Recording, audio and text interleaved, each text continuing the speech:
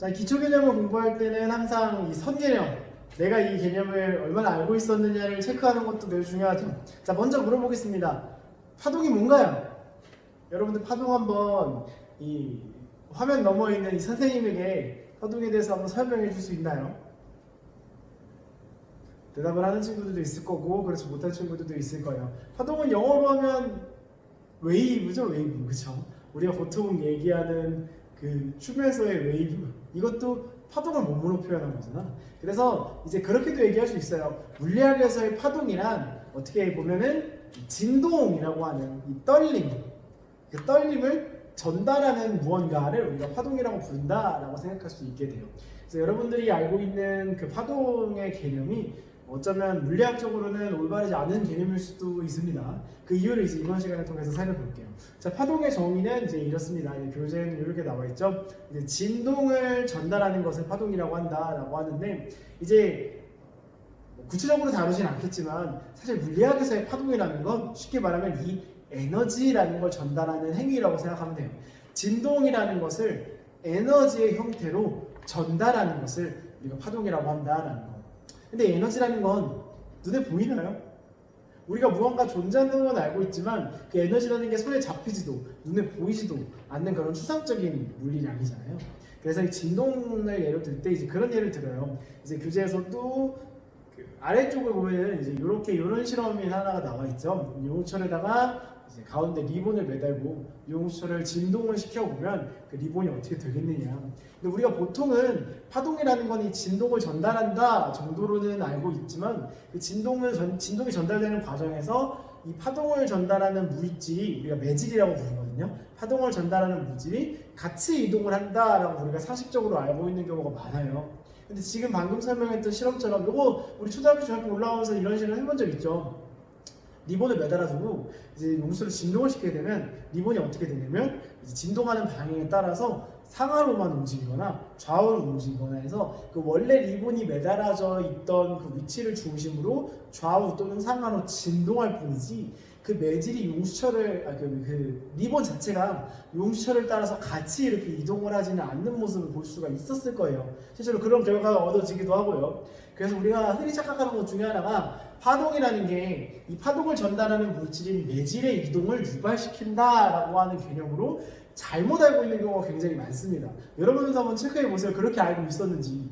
조금 더 와닿는 예시를 얘기하자면 우리가 수면파라고 부르는 물에서 물이 이렇게 팡 치면은 주변으로 울렁울렁 퍼져 나가잖아. 그거 우리가 수면파라고 하는데 수면파도 마찬가지예요. 물론 이제 수면파는 우리가 알고 있는 그런 상하로 진동하는 그런 진동이랑은 조금 다르기는 하지만 어쨌든 유사한 파동이라고 할 수가 있으니까 그 위에다가 이제 뭐 물에 잘 뜨는 오리 인형이라든지 아니면 뭐 물에 잘 뜨는 무언가를 놓고 물을 이렇게 최대한 상하로 진동을 시켜보면 그 물 위에 떠있던 물질이 물을 따라서 이동하는 게 아니라 좌우 위아래로만 거의 위아래로만 실제로는 위아래로 움직이진 않아요. 약간 이렇게 뱅글뱅글 움직이긴 하지만 어쨌든 거의 위아래로 이렇게 움직이는 모습을 볼 수가 있어요.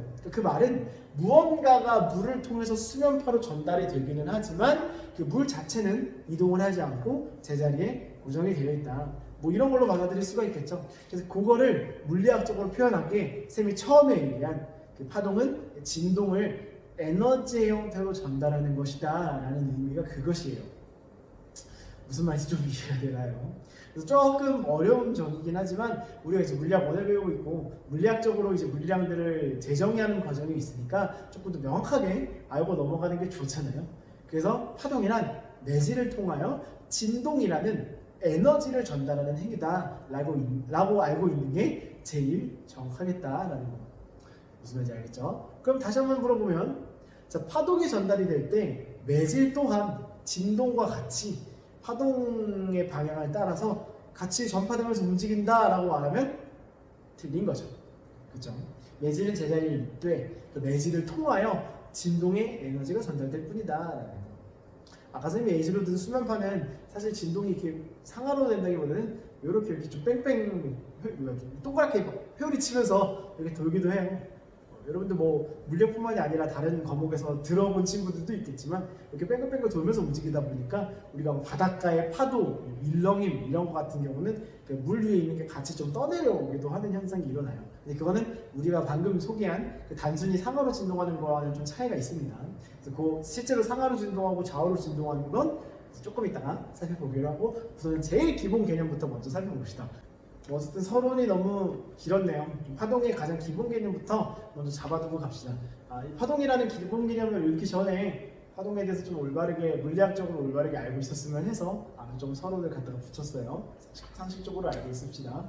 어쨌든 파동은 그런 뜻입니다. 진동 에너지를 전달하는 것, 매질을 통하여 진동의 에너지를 전달하는 것을 파동이라고 하고요. 이 파동은 언제나 시작점이 있잖아요. 예를 들어 줄 파동이면 줄을 잡고 흔들어야 한다는 것. 수면파라면 물에 이렇게 뭐 첨벙 뭘 던지거나 이런 식으로 그 파동이 퍼져나가기 시작하는 지점이 있을 거 아니에요. 그걸 이제 파동의 근원이다 라고 해서 우리가 파원이라는 개념으로 부르게 되고요. 그 파동은 일반적인 파동들은 그냥 그 아무것도 없는 상태에서는 전진할 수 없습니다.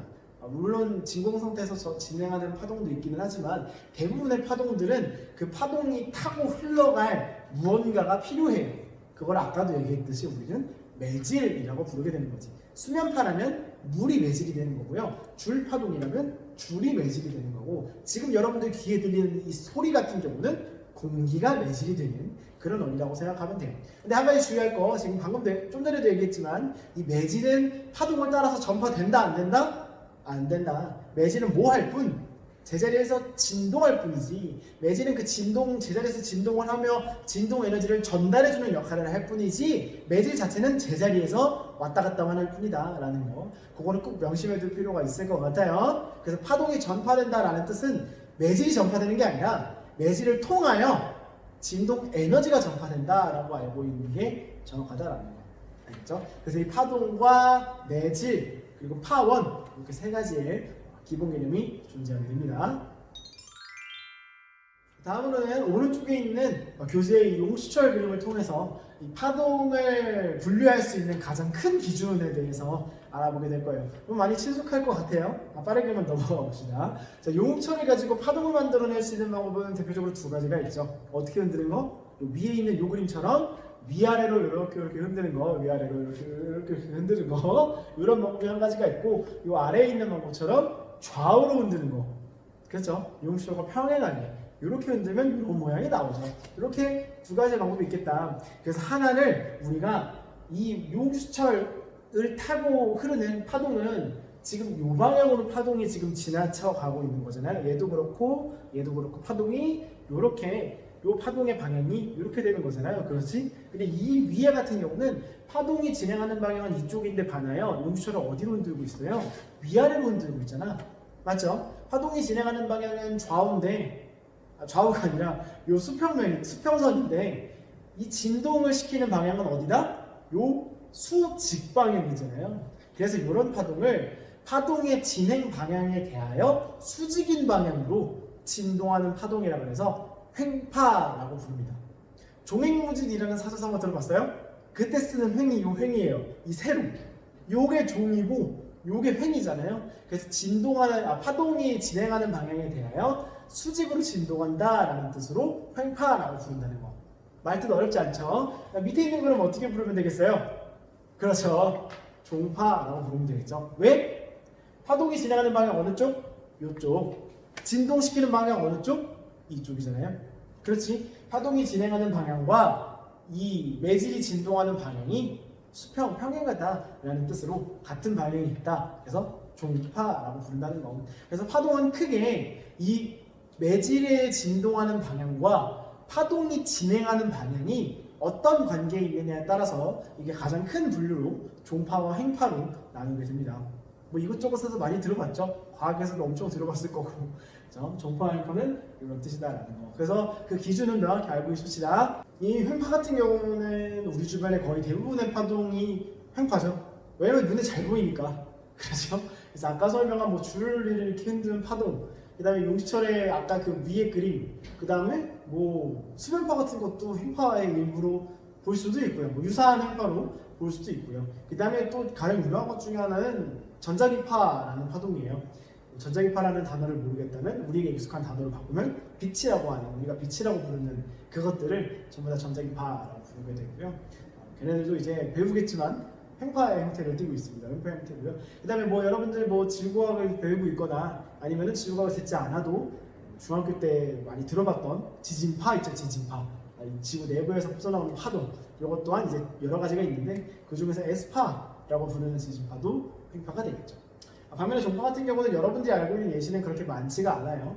지진파의 P파 같은 경우가 이 종파의 대표적인 이고, 그 다음으로 여러분들이 알고 있는 것 중에 하나는 이 소리. 그렇죠? 소리는 이제 이게 아라고 딱 공기를 때리게 되면 공기가 이렇게 소밀 해나가서 퍼져나가서 귀로 들어가는 원리거든요. 쌤이 그 전류연 자기장에서 스피커 가지고 얘기할 때 이거 잠깐 얘기했었죠. 그 소리 같은 경우도 이 공기를 소밀하게 진동시켜서 전파해 나가는 그런 종파의 가장 대표적인 사례다라고 생각하면 될 것 같습니다. 그리고 이 종파와 횡파 같은 경우는 파동의 진행 방향에 대하여 진동 방향이 서로 다른 방향으로 진동을 하게 되니까 이 어떤 진동에 대한 개념 자체도 조금 다른 이름을 붙여서 정의를 하기도 해요. 이것도 들어본 친구도 많겠지.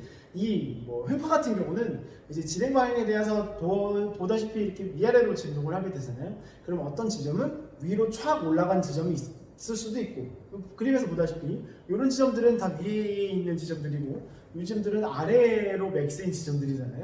그래서 위로 이제 가장 높이 진동하에 있는 이 지점을 우리가 가장 높은 지점이다라고 해서 마루라고 부르고요. 그리고 가장 낮은 지점들은 우리가 진동이 가장 낮은 지점, 골짜기 이런 표현 쓰잖아요. 앞글자를 따라서 골이라는 이름을 붙여요.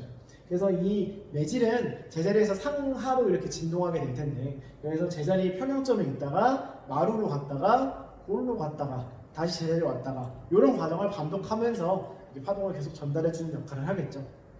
오케이. 반면에 이 종파 같은 경우는 약간 크로마키처럼 약간 내려앉았네요. 허술하게 붙였다 보니까 약간 내려앉을 때가 있어요. 그래서 종파 같은 경우는 파동의 진행 방향과 진동 방향이 일치하기 때문에 파동의 진행 방향을 이런 식으로 좌로 진행한다라고 한다면 진동 방향 역시도 좌우로 진동하게 되는 거잖아. 지금 그림에서 보다시피 진행 방향과 진동 방향이 같기 때문에 어떤 부분에서는 매질이 이렇게 쏠리는 부분이 있을 수밖에 없고요. 어떤 부분에서는 매질이 이렇게 비교적 널널하게 분포하는 그런 부분이 있을 수밖에 없겠죠. 난 이리로 가고 싶은데 매질들이 자꾸 이렇게 진동을 하니까 어느 지점에서는 모이고 어느 지점에서는 널널하고 이런 부분이 생길 수밖에 없잖아요.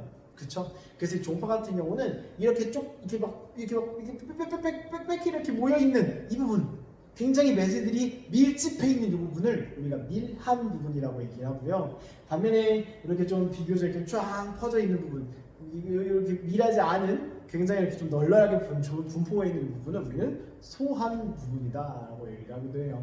그래서 뭐 다른 말로는 종파를 소한 부분과 밀한 부분이 반복되어져서 나타난다라는 뜻으로 소밀파라고 부르기도 합니다. 상식적으로만 알아두세요. 그래서 뭐 종파, 횡파 같은 경우는 정의로는 아까 얘기했던 파동의 진행 방향과 매질의 진동 방향의 어떤 관계로 정의 자체를 내릴 수가 있고, 그 진동 방향에 따라서 이 횡파 같은 경우는 마루와 골을 갖게 되고요. 종파 같은 경우는 소한 부분과 밀한 부분을 갖게 된다라는 것까지 알고 있으면 되겠습니다.